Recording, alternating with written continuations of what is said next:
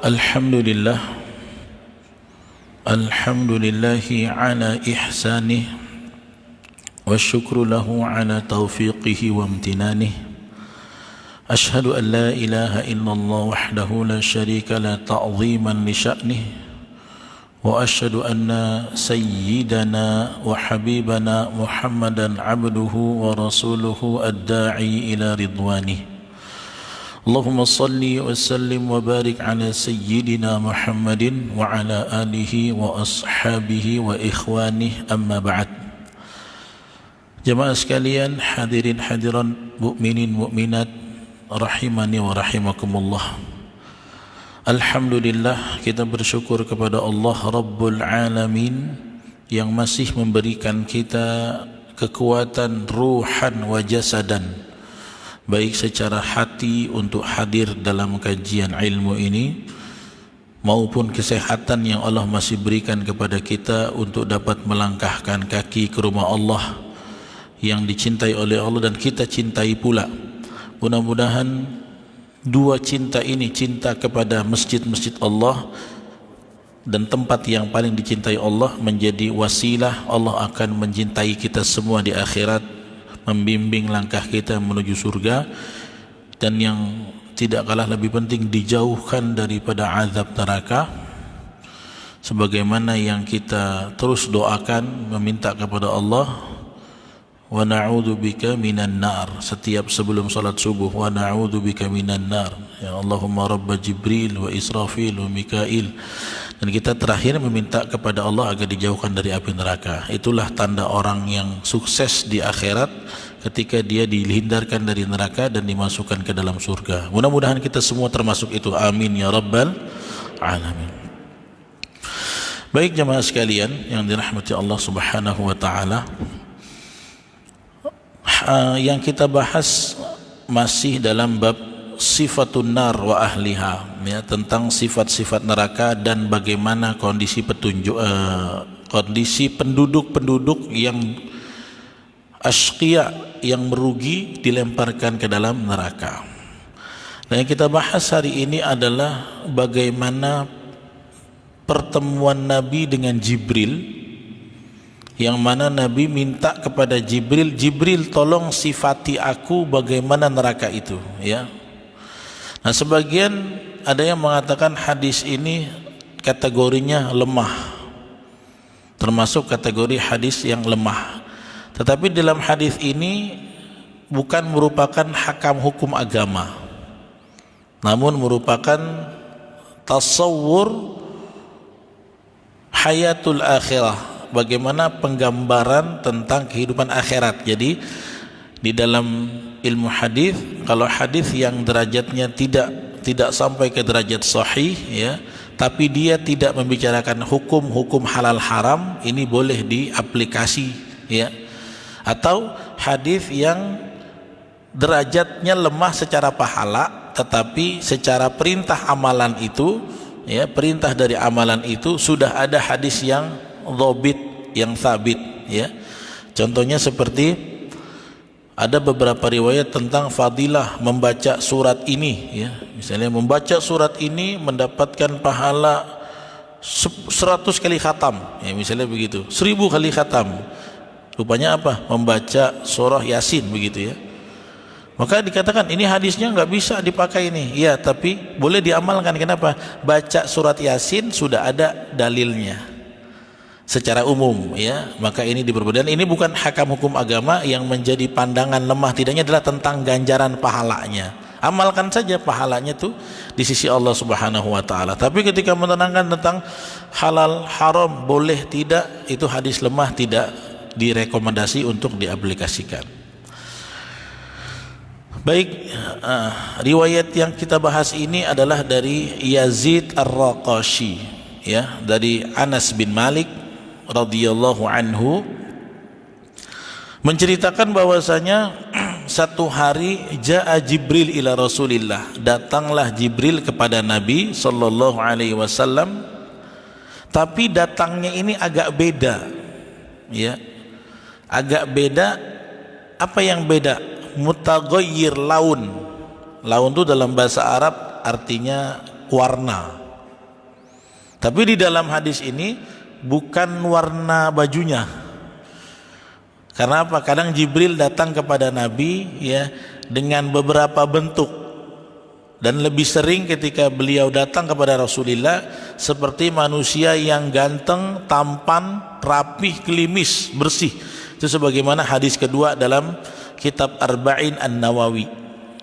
Di depan sahabat tiba-tiba muncul laki-laki ganteng, klimis, bersih, ya, wangi di hadapan Nabi, yang disangkain para sahabat ini tamu jauh. Ya, nggak pernah dari kami ngelihat ini orang. Tapi ketika itu membahas tentang iman, Islam, ihsan. Terakhir sudah pergi, sudah pelajarannya banyak. Nabi tanya sama Umar, hal ta'rif, ya, apakah kamu tahu siapa yang tadi datang?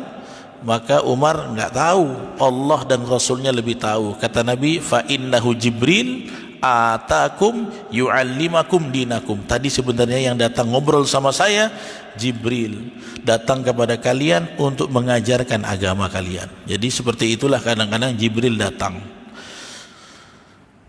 Dan ini mutaghayyir laun, betul-betul berubah apanya? Warna wajahnya. Ya, warna wajahnya. Kemudian Nabi bilang, kata Nabi, mali aroka mutaghayyir al-laun. Jibril, aku enggak pernah melihat kamu warna wajahmu tuh sepucat ini.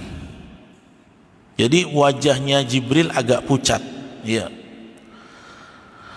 Kemudian apa yang bikin Jibril pucat?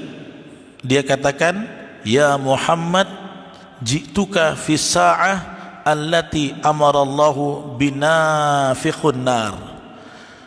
Kenapa wajahku berubah ya Muhammad? Sesungguhnya aku datang kepadamu persis dengan saat ini Allah sedang memerintahkan kepada malaikat penjaga neraka agar api neraka itu dinyalakan, dikobarkan. Jadi waktu itu Jibril datang kepada Nabi, itulah saatnya neraka sedang disumbu apinya, baranya dinyalakan, dikobarkan. Jadi neraka itu sebelum dimasuki oleh penduduknya, na'udzubika minan nar, ya, Allahumma inna na'udzubika minan nar. Mudah-mudahan kita dilindungi jauh-jauh lah dari neraka ini. Kemudian dipanaskan dulu. Tujuannya apa? Yang pertama, supaya menjadi merah bara apinya. Setelah merah nanti menjadi hitam. Hitam itu sudah titik terpanas, barulah penduduknya nanti diancam, dilemparkan ke sana, ya. Maka saat itu kata Jibril, ini saatnya Allah perintahkan malaikat penjaga neraka, hidupkan apinya. Maka saat itu Jibril panik, pergilah menemui Nabi sallallahu alaihi wasallam, membincangkan tentang ini, tentang neraka ini. Kemudian kata Jibril, ya Muhammad, la yanbaghi liman ya'lam anna jahannama haqqun wa anna an-naru haqqun wa anna 'adzabal qabri haqqun wa anna 'adzaballahi akbar an taqarra 'ainahu hatta yu'minha. Apa kata Jibril? Ya Muhammad, tidaklah seseorang yang betul-betul faham bahwasanya neraka jahanam itu hak, bahwa panasnya api neraka itu hak, benar adanya, bahwasanya azab kubur itu benar adanya, bahwasanya azab Allah itu besar, dia tidak akan bisa untuk membuka matanya. Kalau ada seseorang betul-betul faham neraka itu pasti, jahanam itu pasti, azab kubur itu pasti, dia tidak akan bisa membuka matanya sampai betul-betul dia meyakini itu. Kenapa? Saking ngerinya. Ini dikatakan oleh Jibril. Kemudian inilah yang jadi puncak pembahasan. Apa kata Nabi? Faqala Nabi sallallahu alaihi wasallam, ya Jibril, siflana aj-jahannam. Tolong sekarang saya minta kamu jelaskan bagaimana sifat neraka itu. Ini langsung Nabi minta ke Jibril. Jadi Nabi minta bagaimana ciri-ciri neraka itu sendiri. Sif, kalau udah sif berarti sifati detail, ya. Kalau akhbirni, kabarkan aku global, tapi kalau sif itu detail. kata kerja lagi, ya. Kalau disuruh akhbir nih, kabarkan aku di global, neraka itu begini penduduknya ini, tapi ini Nabi minta sifatkan kepada aku bagaimana neraka itu. Ya. Qala na'am, kata Jibril, iya, iya. Kemudian kata dia, na'am, annallaha ta'ala lamma khalaqa jahannama awqada 'alaiha alfasanatin hatta ihtamarrat. Allah Subhanahu wa taala ketika menciptakan neraka jahanam, dikobarkan itu al-fasanah, 1000 tahun. Jadi apinya sebelum digunakan membakar kulit-kulit orang yang durjana, Allah perintahkan auqada al-fasanatin, tolong dikobarkan selama 1000 tahun. Hatta ihtamarrat, tadinya warnanya abu-abu, bara-baranya, ya, bahan bakar api nerakanya dibakar sampai merah. Bapak tahu kalau pandai besi, dia pengen bengkokkan besi harus dibakar dulu sampai merah baru bisa diketok. Dan itu titik panas yang paling luar biasa, tapi belum parah. Parahnya nanti kalau sudah menghitam. Saat panas sekali, ya, itu diminta oleh Allah 1000 tahun, tolong panaskan dulu. Fahiya sauda mudlimah, sampai akhirnya semakin pemuncak panasnya, dia itu warnanya hitam dan gelap. Kata Jibril, la yunafi lihaibiha wala jamroha, tidak ada orang yang bisa tahan tentang bagaimana kedahsyatan dan panasnya. Kemudian kata Jibril, walladzi ba'atsaka bil haq, Muhammad, ya, demi Allah yang memutusmu dengan kebenaran, ya. Lau anna mithla kharamin ibrah fataha minha lahtaraqa ahla dunya an akhirihim min harriha. Kalau seandainya ketika api neraka itu dipanaskan, kemudian dibuka sebesar lubang jarum, neraka ini kan tertutup, ya, fi amadin mumaddadah, tertutup rapat. Kemudian kata Jibril, kalau dibuka saja sebesar lubang jarum api neraka itu dan hawanya nyampe ke bumi, maka terbakarlah semua ahli dunia saking panasnya. Selubang jarum. Bagaimana kalau dibukanya selubang tangan saya ini? Ini selubang jarum sangat kecil. Itu hawanya akan keluar dan seluruh penduduk bumi akan terbakar saking panasnya api itu. Ini kata Jibril. Kemudian disebut lagi, walladzi ba'atsaka bil haqqi nabiyyan, demi zat yang telah mengutusmu sebagai nabi. Lau anna dhira'an minas silsilati allati dzakaraha Allah taala fi kitabih wada'a ala jabalin, kalau sekiranya di neraka itu ada namanya silsilah, yaitu rantai belenggu, ya, dalam surat kalau tidak salah saya Al-Qalam atau Al-Haqqa, ya. Jadi disebut oleh Allah fi silsilatin dzir'uha sab'una dzira'an faslukuh. Di neraka itu ada rantai panas merah untuk membelenggu ahli neraka itu. Dan kata Jibril, kalau seandainya dzira'an, rantai itu dipotong cuma sejengkal, ya. Kemudian wada'a ala jabal, ini rantai api neraka yang merah panas diletakkan di atas gunung, kata Jibril, maka apa yang terjadi? Maka akan meleleh, mencair gunung itu sampai ke bumi yang kerak, bumi yang ketujuh, karena bumi itu ada 7 lapis, ya. Langit juga ada 7 lapis, ya. Sab'a samawat disebut, sab'a 7 samawat, langit-langit. Makanya Anda sering baca di Quran samawati. Samawati itu bentuk jamak, ya, mufradnya as-sama'u. Sama'un berarti satu, tapi ketika ada ayat menyebutkan as-samawat berarti langit-langit, lebih dari satu. Dalam nahwu sharaf yang disebut dengan jamak itu lebih dari 2, ya. Kalau rajulun 1, rajulaini 2, kalau lebih dari 2 berarti udah masuk jamak, disebut ar-rijal. Nah begitu juga dengan langit, makanya di Quran banyak disebut as-samawat, berarti langit itu ada banyak lapis. Berapa lapisnya? Ayat mengatakan sab'a samawat, tibaqa lagi dalam surah Al-Mulk, dan bersusun-susun. Di dalam hadis sahih riwayat Muslim tentang Isra Mi'raj disebut juga langit ada 7 lapis.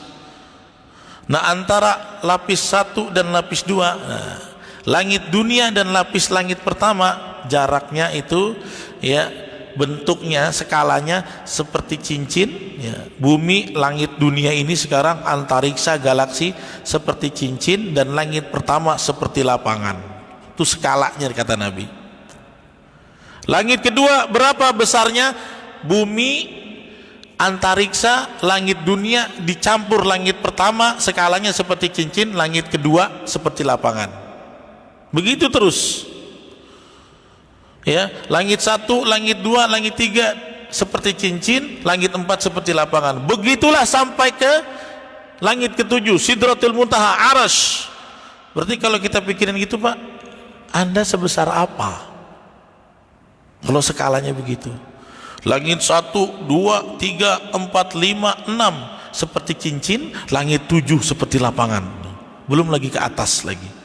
Jadi skala itu disebutkan Nabi menandakan betapa kecilnya kita. Pantas kalau sholat Allahu Akbar, Allah Maha Besar.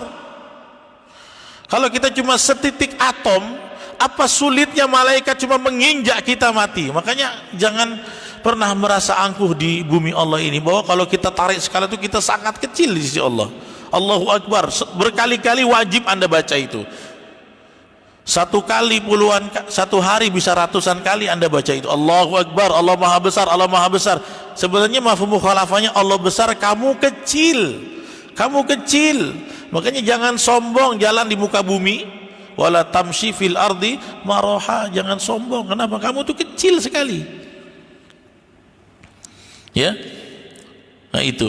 Kalau sekiranya ya sejengkal rantainya dipotong, ditaruh di atas gunung, gunung itu akan meleleh terus ke bawah sampai ke bumi dasar yang ke-7 ya, saking dahsyatnya disebutkan oleh Jibril. Kemudian kata beliau, walladzi ba'atsaka bil haqq nabiyan, demi zat yang telah mengutus kamu sebagai nabi. Lau anna rajulan, kata Jibril, kalau sekiranya ada seseorang bil maghrib, yang berada ya di timur bumi, dibakar dengan api neraka. Lahtaraqal ladzi bil masyriq, ya, maka yang ada di barat akan kebakar karena panasnya. Jadi begitu panasnya api neraka, Pak. Makanya di dunia ini cuma ya 70, ya mohon maaf, api dunia ini untuk setara dengan panas api neraka harus dikali 70 kali lipat. Ada sebagian ulama mengatakan 700 kali lipat dengan api kompor di rumah Anda itu perbandingannya. Ya makanya kalau api dunia ingin melelehkan tulang aja presto, itu butuh waktu. Kalau api neraka enggak, cukup hampir nyentuh, enggak sampai kesentuh, hampir menyentuh saja tulang-tulang kita akan menjadi meleleh, lunak. Ya, ibu-ibu kalau mau bikin bandeng presto, ayam geprek apa yang lembek itu lama, berapa menit ibu harus masak di panci presto. Tapi api neraka tokcer langsung, naudzubillah min dzalik. Kemudian ya disebutlah oleh Jibril, ini yang jadi inti juga. Apa kata Jibril? Laha sab'atun abwabin, ya, di neraka itu ada 7 pintu. Nah ini yang belum banyak kita tahu, bahwa di neraka itu ada 7 level dan ada namanya masing-masing. Paling dahsyat itu Jahannam, ya, yang paling dahsyat itu Jahannam. Ada yang namanya Hutomah, semuanya ada dalam ayat. Ada yang namanya As-Sa'ir, neraka Sa'ir. Ada yang namanya neraka Sakor, dalam Quran itu semuanya ada. Ma salakakum fi Sakor. Jadi ini nama-nama disebut oleh Jibril, ya, detail kan. Neraka itu punya 7 pintu. Kemudian kata Jibril, likulli babin minhum juz'un maksumun minar rijali wan nisa. Dan dari setiap pintu, dari setiap jenis 7 neraka itu, penduduknya ada laki-laki dan perempuan. Kemudian kata Nabi, ahai ka'abwabina hadhihi, apakah pintu neraka itu seperti pintu kita di dunia? Nabi tanya lebih mendetail lagi. La, kata Jibril, tidak. Walakinnaha maftuhah, kalau pintu dunia bisa ditutup, pintu neraka terlalu terbuka. Dia akan melahap orang-orang yang tidak mau beriman dan beramal saleh. Ba'duha asfal min ba'd. 7 pintu itu bukan begini, tetapi antara satu lantai, satu dasar dengan dasar yang lain, itu dasar yang paling atas merupakan langit yang di berikutnya. Jadi begini tingkatnya, Pak, dari atas ke bawah, ya. Itu yang disebutkan oleh Jibril. Kemudian Nabi tanya, man sukan hadhil abwab. Kemudian siapakah Jibril yang menjadi penghuni pintu-pintu ini? Jibril sebut detail, ya. Jadi ada 7 pintu. Kemudian Nabi tanya lebih detail, siapa penghuninya, kenapa ada pintu-pintu berjenis-jenis, kenapa ada jenjang. Dijelaskan oleh Jibril dalam kisah ini. Yang pertama, Jibril sebut amma al-bab al-asfal. Asfal tuh lantai kita kan di jalanan, itu sesuatu yang paling rendah disifati dalam bahasa Arab. Makanya asfal itu bahasa Arab sebenarnya, ya. Apa kata Jibril? Pintu pertama paling rendah, paling panas, paling dahsyat, fafihi al-munafiqun. Ini bangsa-bangsa orang munafik yang ada di sini. Rupanya Bapak Ibu, yang paling bawah bukan orang kafir. Yang paling panas, paling bawah, paling kera itu orang munafik. Bapak Ibu tahu kan orang munafik nampaknya Islam, isinya musyrik semua, kafir. Jadi dia pura-pura. Kenapa orang munafik lebih parah azabnya daripada orang musyrikin? Kenapa? Karena apa? Karena orang munafik itu sudah tahu kebenaran, tapi cuma dipakai untuk bohong-bohong, untuk mengambil muka orang-orang muslim, padahal hatinya kafir ini isinya. Oh, ini ada, Pak, zaman sekarang. Zaman Nabi aja udah ada orang munafik, apalagi Nabi sudah nggak ada. Suluh umat, tauladan utama manusia udah meninggalkan dunia ini, makin berkembanglah orang munafik. Makanya kalau sekarang lihat ada orang-orang yang casingnya Islam, penampilannya Islam, detailnya Islam, tapi kalau ngomong tuh menghina agama terus. Ciri-ciri orang munafik. Dia kalau sama orang-orang kafir akrab, sama orang-orang Islam akrabnya pura-pura. Kalau ketemu kita bilang, engkau ini kayak orang munafik. Enggak lah, aku ini Islam sama kayak kamu. Tapi kalau dia balik sama ketua-ketua kufurnya, dibilang enggak, kami sama kalian tetap kami dalam akidah, enggak seperti orang Islam itu. Terus ngapain kamu sama dia? Kami cuma ngolok-ngolok. Makanya dalam Al-Baqarah disebutkan orang munafik, ya, sifatnya apa? Wa idza laqul ladzina amanu qalu amanna. Wa idza laqul ladzina amanu. Kalau dia ketemu orang beriman, mereka bersaksi qalu amanna, kami beriman. Tapi kalau dia enggak di depan kita, dia balik sama orang-orang kafir itu, sebenarnya itulah tuan-tuan mereka. Apa kata Allah? Wa idza khalau ila syayatinihim qalu inna ma'akum. Wa idza khalau, kalau dia kembali ila syayatinihim, kata para mufassirin, syayatin itu artinya ya ru'asa kufrihim, pemimpin-pemimpin kafir mereka. Mereka bilang inna ma'akum, enggak, pemimpin, wahai pemimpin, kami sama kalian. Terus ngapain kamu sama orang muslim dekat-dekat? Apa kata dia? Innama nahnu mustahziun, kami cuma bercanda, ngolok-ngolok, mempermainkan mereka. Kemudian akhirnya mereka dipermainkan oleh Allah. Allahu yastahzi'u bihim wa yamudduhum fi tughyanihim ya'mahun. Akhirnya dia membohongi orang, ya. Di dunia dia merasa dia beriman, sampai di akhirat dia ditipu daya oleh Allah, dia akhirnya dicampak di neraka, dan bukan neraka biasa, dia lebih bawah lagi daripada orang-orang yang musyrik. Karena apa? Dia tahu kebenaran, ditutupi, tidak diikuti, hanya sebagai tipuan belaka. Kalau orang yang kafir mungkin saja kebenaran belum masuk, dia masih menolak, ya. Makanya di dalam surat yang lain, innal munafiqina fid darkil asfali minan nar, ila akhir ayat. Sesungguhnya orang-orang munafik itu ditempatkan fid darkil asfal, di tingkat terbawah keraknya tuh. Makanya ini riwayat dengan ayat nyambung. Ya, karena itu kata Jibril yang pertama dia adalah munafik. Ya. Kemudian siapa temannya? Waman kafaro min ashabil maidah wa ali fir'aun. Siapa saja kaum yang disebut dalam keluarga Al-Maidah yang sudah mendapatkan nikmat-nikmat hidangan dunia maksudnya, dan bala tentara pengikut Fir'aun. Ya, itu yang akan masuk neraka. Ya, apa namanya? Ya, wasmuhu al-hawiyah. Ya, disebut, ada yang mengatakan jahanam, ada yang menyebutnya ulama mengatakan neraka hawiyah. Wa ma adraka ma hiya narun hamiyah, itu dalam ayat juga ada. Ya. Wa babu tsani, yang kedua kata Jibril, fihi musyrikun. Ini orang-orang musyrik. Ya, seperti kafir Quraisy yang tidak mau beriman. Kemudian kata Jibril, wasmuhu al-jahim, disebut neraka jahim yang kedua. Ya. Kemudian wababu tsalits, yang ketiga, fihi as-sabiun. As-sabiun itu orang-orang yang menyembah benda-benda, benda langit maupun benda mati. Wasmuhu sakor, namanya neraka sakor. Dalam surat Mudaththir ada masalakakum fi sakor. Ya.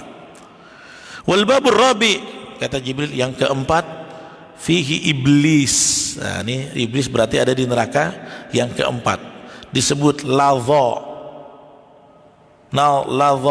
Ya. Ada juga dalam Al-Qur'an disebut, ya. Siapa saja? Iblis waman tabi'ahu wal majusi. Ini yang di neraka keempat, iblis dan yang pengikut-pengikutnya. Nah, penyembah iblis kan ada, dukun-dukun penyembah iblis, dan orang-orang majusi. Majusi itu penyembah api dan matahari. Ini di neraka keempat, namanya neraka ladha, nazza'atal lisyawa. Ya, itu ada juga dalam ayat. Wal babul khamis al yahud. Adapun neraka yang kelima adalah orang-orang Yahudi, disebut dengan neraka hutamah. Pernah dengar hutamah? Wa ma adraka mal hutamah, narullahil muqadah, surat Al-Humazah. Kemudian yang keenam, wababus sadis, yang keenam, fihin nasara. Di situ adalah orang-orang Nasara. Gak usah saya terjemahin ya. Wasmuhu as-sa'ir, disebut dengan neraka sa'ir. Thumma amsaka Jibril ja'u min Rasulillah. Kemudian Jibril diam, dia tak sebut neraka ketujuh, dia nggak sebut, diam dia. Faqala Nabi alaihi salatu wassalam, maka Nabi bilang, ala tukhbiruni min makani sabi'ah. Jibril, kenapa kau tak sebut langit ketujuh? Mohon maaf, neraka yang ketujuh, pintu yang ketujuh, kenapa di 6 kau berhenti? Tahu nggak sebabnya, Pak? Dia sedang menjaga hati Rasul. Lagi dia sebut cuma 6, sampai Nabi tagih, satu lagi mana? Ala tukhbiruni, kenapa tidak jelaskan sama saya tentang pintu yang ketujuh? Kemudian kata Jibril, ya Muhammad, la tas'alni anhu, jangan tanya yang itu, saya gak mau kamu tanya, kata Jibril. Tapi Nabi nanya. Faqal bala ya Jibril akhbirni min makanil babis sabi'ah. Tidak Jibril, tolong jelaskan kepada aku secara lengkap. Jibril nahan, gak mau ngasih tahu. Kemudian faqal, ya, akhirnya berat Jibril mengatakan, ya Rasulullah, fihi ahlul kabair min ummatika.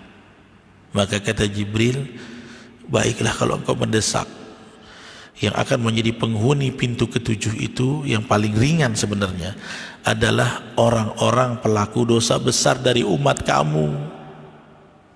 Berat karena ada umat kamunya itu. Mereka lah yang akan menderita di situ, ya, di langit ketujuh itu. Matu walam yatubu fakharran nabi. Mereka itu mukmin, mati bawa dosa, belum bertobat. Jibril nggak mau bilang ini. Kenapa? Maka itu terjadi ketika Jibril katakan kepada Nabi, fakharran nabi, Nabi pingsan. Saat itu Nabi pingsan. Kenapa? Ada kata-kata umatmu Muhammad. Nabi nggak sampai hati kalau ada nama-nama anda itu, golongan kita itu disebut di dalam ahli neraka. Fakharran nabi, Nabi pingsan, jatuh kepalanya langsung. Makanya Jibril menahan, saking sayangnya sama Rasulullah sallallahu alaihi wasallam. Kemudian maghsyian alaihi, Nabi pingsan gak sadarkan diri, fawadha'a Jibril ra'sahu ala hujrihi hatta afaq. Maka akhirnya Jibril pun turun, diambil kepala Nabi, ditaruh di pahanya. Kesian Nabi itu, diambil di pahanya hatta afaq, sampai Nabi itu kembali siuman dan sadar. Ya, falamma afaq, ya, maka ketika Nabi sudah mulai sadar, tiba-tiba Nabi bilang, ya Jibril, uzimat musibati, besar tanggunganku, kata Nabi, besar musibahku, wastadda husni, aku sedih sekali hari ini. Kenapa? Mendengar kau bilang di neraka ketujuh itu ada umatku di sana. Tapi Bapak ingat, itu adalah al-kabair, orang-orang yang tersangkut dosa besar dan belum bertobat sampai mati. Dosa besar itu apa? Ada dalam kitab al-kabair, ditulis Imam Az-Zahabi. Ya, yang pertama syirik, yang kedua membunuh jiwa, yang ketiga menyakiti orang tua, terus ada 70 dosa berdasarkan urutannya. Nanti kalau habis kitab ini saya akan bahas kitab itu di sini insyaallah. Dosa-dosa besar 70. Maka Nabi nggak sanggup. Kenapa? Al-kabair min ummatika, umatmu. Nabi bilang wastadda husni, sudahlah terkumpul semua rasa sedih dalam hatiku. Ya, au yadkhul ahadun, ya, annar, apakah di antara mereka masuk neraka? Dipastikan lagi sama Nabi. Nabi nggak pengen kita tuh masuk neraka, Pak. Cuman kita yang ngeyel. Disuruh taat nggak mau, disuruh sholat males, disuruh ngaji berat. Nabi nggak pengen, Allah juga nggak pengen. Saking sayangnya Allah sama manusia, ketika manusia lahir semuanya Islam. Semua manusia lahir Islam, Pak. Islam semua. Mau orang Cina, Amerika, bule, negro, semuanya Islam. Saking sayangnya Allah. Makanya jangan Anda yang bilang kalau Allah itu sayang sama manusia, kenapa ada dia jadikan kami jadi kafir? Enggak, Allah enggak jadikan kamu kafir. Kamu tuh dari lahir brojol tuh Islam. Dalilnya jelas, kullu mauludin yuladu 'alal fitrah. Cuman kamu lahir dari siapa? Makanya yang menjadikan kamu kafir, Yahudi, Majusi, Nasrani, kata Nabi apa? Abawahu, kedua orang tuanya. Jadi manusia nggak ada yang ini, Pak. Allah sayang, Nabi sayang. Nabi nggak mau umatnya masuk neraka, cuma umatnya yang enggan masuk surga. Dia pilih jalan maksiat, dia pengen nikmat-nikmat yang dosa. Ya. Kemudian apakah ada seseorang? Iya, kata Jibril, di antara mereka yang terjebak dosa besar. Makanya Bapak hindari dosa besar biar selamat dari ini. Dosa besar itu yang ancamannya neraka, jelas dalam Quran, ya. Kemudian tsumma baka Rasul, Nabi nangis. Ya Jibril, ini umat saya. Jibril pun ikut nangis karena nggak tega sama nabinya. Jibril menangis, ya. Wa dakhala Rasulullah. Setelah perbincangan itu selesai, Nabi masuk ke rumah dan menutup diri dari manusia. Selama 3 hari Nabi nutup diri, ya. Makanya disebut fadakhala Rasulullah manzilahu, masuk ke manzilnya, ke rumahnya, wahtajabba anin nas, menghijab diri dari manusia. Kenapa? Selama 3 hari Nabi pikirkan bagaimana umat ini. Nabi nggak sampai hati ketika dengar pernyataan Jibril tadi. Mikirin kita, Pak, ya. Kemudian la yakhruju illa ila shalah. Nabi nutup diri, ngunci diri di rumah kecuali sholat. Sholat beliau datang, itu cepat-cepat pergi lagi. Muka beliau lain, putih muka beliau saat itu, ya. Wala yukallimunan nas, tidak bicara sepatah kata pun dengan manusia. Nabi sholat, Nabi balik, Nabi sholat, Nabi balik, ya. Sampai jam berapa nih? Belum ya? 3 menit lagi, ya. Nah, ini sekarang saya ceritakan, ini sebenarnya panjang sekali hadis ini, ya. Maka Nabi sholat, habis sholat Nabi nggak ngomong. Biasanya Nabi habis sholat ngomong dan lain-lain. Habis sholat doa, Nabi balik, Nabi balik, Nabi balik, ya. Makanya di dalam hadis ini disebut wahtajabba anin nas, menghijab diri. Kenapa? Nah, ini yang nanti kenapa kita akan ungkap. Falamma kana min yaumi tsalits, maka ketika sampai hari ketiga, Nabi itu wajahnya berbeda. Nabi tidak berbicara sama yang lain. Ya, aqbala Abu Bakar radhiyallahu anhu. Pertama Abu Bakar datang ke rumah Nabi, ya. Waqafa al-bilbab, berdiri di depan pintu, ya, kemudian diketok, assalamualaikum. Nah, ini bagaimana Abu Bakar itu menyanjung Nabi dengan kata-kata yang paling sopan, ya, assalamualaikum ya ahla baitir rahmah. Assalamualaikum, selamatan kesejahteraan kepada kalian semua, kepada engkau semua, ya ahla baitir rahmah, wahai ahlul bait yang penuh kasih sayang. Nah, sebutnya gitu, ya ahla baitir rahmah. Hal ila Rasulillah sallallahu alaihi wasallam min sabil, ya, itu dengan sangat sopan. Kalau dengan bahasa letterleknya, apakah aku kepada Rasulullah ada jalan? Bahasa kita, boleh saya jumpa dengan Nabi, ya gitu ya. Tapi itu lebih tinggi, makanya bahasa Arab tuh mubalaghahnya luar biasa. Apakah saya boleh ketemu Nabi? Ada enggak jalan saya berjumpa Nabi? Ini Abu Bakar yang pertama, orang yang luar biasa. Falam yujib ahad, enggak ada yang jawab satupun. Ya, jadi enggak ada yang jawab satupun. Fatanha bakian, Abu Bakar nangis, kenapa ya Nabi dengan kami? Nangis dia pulang, ya. Kemudian yang kedua, fa'aqbala Umar, Umar juga pergi. Umar ketok dengan yang sama, tapi tidak jawab, ya. Sampai yang ketiga, Salman Al-Farisi datang, ya, mengetok yang sama tapi tidak dijawab, ya. Kemudian mereka nangis, mereka semua, ya. Wayaku amarrah, terjadi begitu, wayakumu ukhra, sampai teman-teman sahabat yang lain coba ketok tapi Nabi nggak jawab, Nabi nggak keluar kecuali pas sholat, ya. Kemudian hatta ata baiti Fatimah, akhirnya mereka datang ke rumah Fatimah, ya, isi anak kesayangan Nabi sallallahu alaihi wasallam. Kemudian salam kepada Fatimah, ya, dijawab, ya. Waktu itu Ali nggak ada, ya, lagi pergi dalam tugas. Kemudian Salman dan kawan-kawan bilang, ya binta Rasulillah, wahai putri Rasulullah. Karena apa? Fatimah paling disayang sama Nabi, ini anak tersayang, ya. Akhirnya diceritakan, qad ihtajabba 'anin nas, Fatimah, ayahmu Rasul kami tercinta sudah menutup diri, tidak pernah keluar dari kamar kecuali untuk sholat dan langsung cepat. Fala yukallim ahadan, tidak bicara dengan seorang dari antara kami.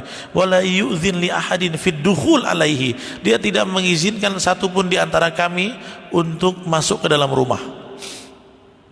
Fastamsaka wa qalat, maka kemudian Fatimah, kenapa ini? Dan dia berkata, ya, aku aja deh pergi ke sana, biar coba aku datang. Ya, jadi Fatimah datang, ya, tanggungnya sedikit lagi, ya, tanggung sedikit lagi. Kemudian waqafat ala babi Rasulillah, di depan pintu kamar Nabi diketok, thumma salamat, kemudian memberi salam, ya. Setelah salam berkata, ya Rasulullah, ya, ana Fatimah, ya hujibtu anid dukhul, ini Fatimah ayah, gitu. Apakah Fatimah juga terlarang masuk? Nah, lihat, siapa ayah yang tidak luluh dengan anak seperti ini? Ini Fatimah ayah, apakah aku terlarang untuk masuk? Kemudian akhirnya Nabi izinkan, masuklah, ya.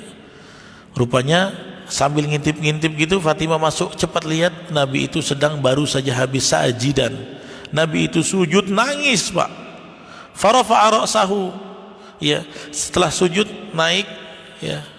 Kemudian bilang sama Fatimah, ma bala qurrata aini Fatimah hujibtu anni, ada apa penyejuk mata ayah? Tuh lihat, dia sayang sama anak.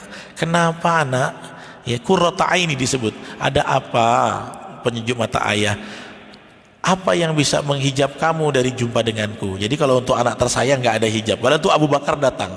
Tapi karena anak tercinta, kenapa sayang? Ya, aftahullah al-bab, ketika dibuka, ya, Fatimah terkejut. Kenapa?